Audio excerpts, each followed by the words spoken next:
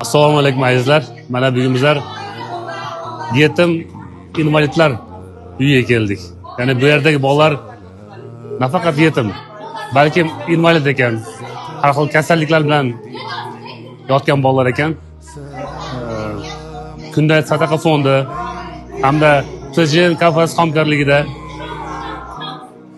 bugun mana shu bolalarni xursand qilishga, sizlardan keyin sadaqalarni yetkazishga, omonatinglarni yetkazishga keldik. Payg'ambar sollallohu alayhi vasallam aytgandek,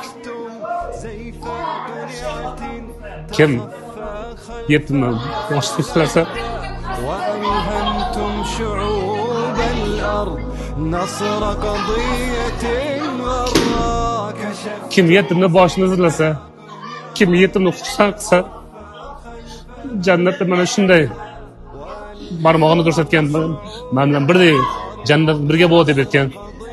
Mana bugun mana shu bolalarni xursand qilishga keldik. Allohim sizlarni jannatlardan xursand qilsin. عدتم بدر أمتنا فقيد الليلة الظلماء